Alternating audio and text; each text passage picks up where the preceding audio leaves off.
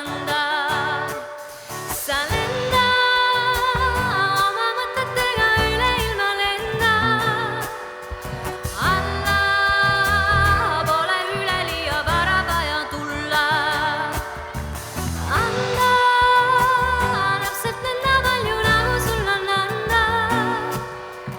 Kanda võta nõnda palju nagu jõuad kanda.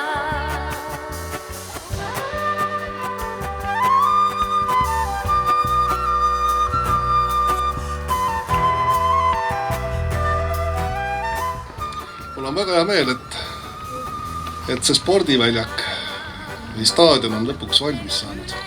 Võttis aega, mis ta võttis. Oli sellega jahmerdamist, mis ta oli, aga lõpptulem on minu arvates päris hea. Ma tegelikult kutsuksin seda isegi see staadioni ehituse esimeseks etapiks, sest me kõik näeme, et siin kõrval on veel üks spordirajatis, mis hädasti vajab tegelikult samamoodi investeeringut selleks, et see koht oleks siin heas kasutuses ja ilus vaadata. Kui varem 1. septembril me alati olime kooli saalis, spordisaalis, mida kutsuti sel puhul ka aulaks, siis mul on hea meel, et koolil on nüüd veel ka tekkinud väliaul.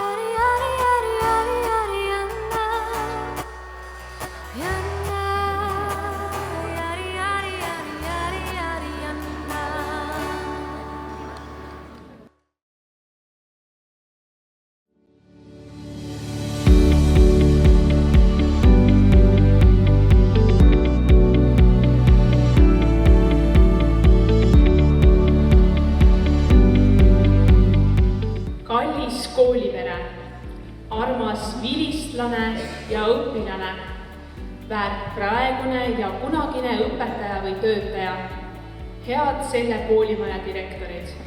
Hea sõber, naaber, koostööpartner ja külaline, olgu lähemalt või kaugele. Tere tulemast igaühele täna siin Kolga koolis. Suur rõõm on sind näha. Tere tulemast Kolga kooli aastapäeva peole.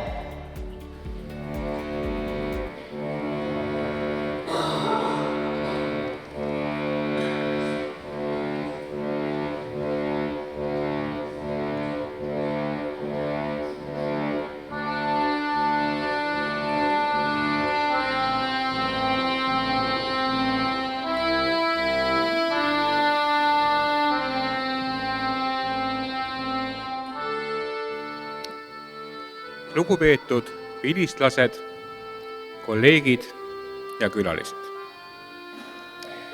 Meie viimasest kokkusaamisest on möödunud 5 aastat. Meie kool, Kolga kool, saab täna 155-aastaseks. Me ei hakka kokku lugema neid päevi ega tunde. Aga mis on muutunud selle aja jooksul?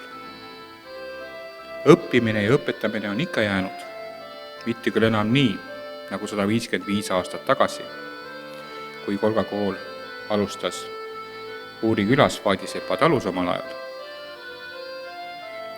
Tänapäeva kool on hoopis midagi muud.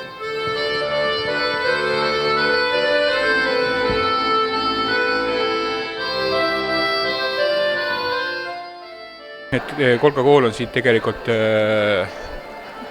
asustatud sinna tegelikult Uuri külla, mis on Kolgast umbes 3 kilomeetrit kaugemal. Aga Kolga kooli nime on küll kogu aeg kandnud. Ja praegu üks koolimaja vanadest koolimajadest on täitsa alles ja see asub siit 2,5 kilomeetrit, täpselt siin Uuri teeristis. ja ta on praegu õnnest ilusti taastatud ja seal on ka, ütleme, loomaarsti siis vastuvõtt praegu, et inimesed saavad ka sinna igapäevaselt vaatama minna, kui vajadus või tahtmist on. Nii et tegelikult, miks ta Kolga kool on olnud ikkagi selle Kolga mõisa järgi, on see nimi tulnud, Kolga mõisa maadel on ta olnud, aga jah, et tegelikult siin ta on asunud 33 aastat selles kohas.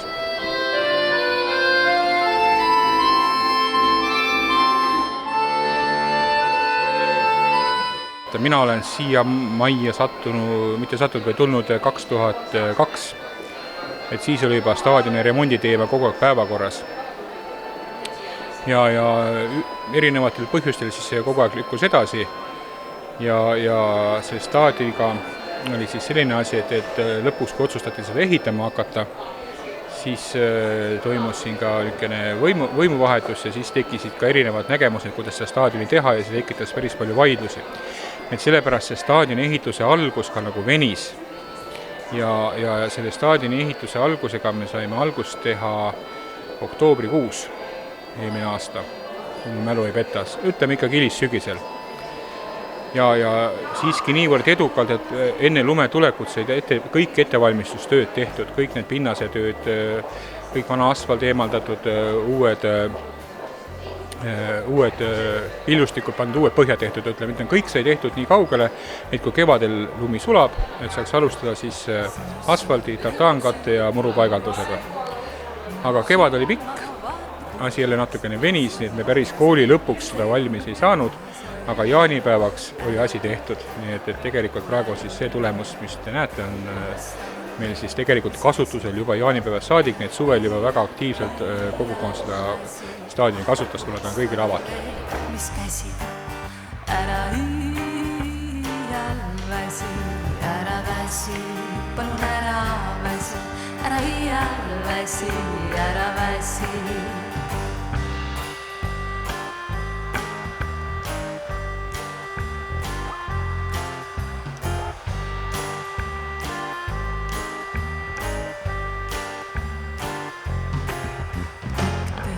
No Kolga kooli võib kirjeldada niimoodi, et ta on väga ilus maja metsa sees ja siin peaks olema lastel väga turvaline õpikeskkond ja väga tore õppida, sest ka meie kollektiiv on väga kena ja väga lahke ja väga lapsesõbralik. Ära iial väsi, puhastav on leek, mis käsid, ära iial väsi, ära väsi.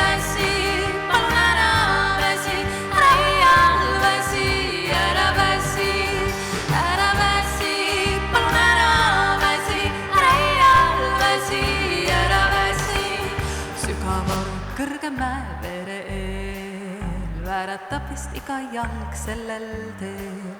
Sisemine tasakaal ja rõõmus meel on see, mis annab jõudu siis veel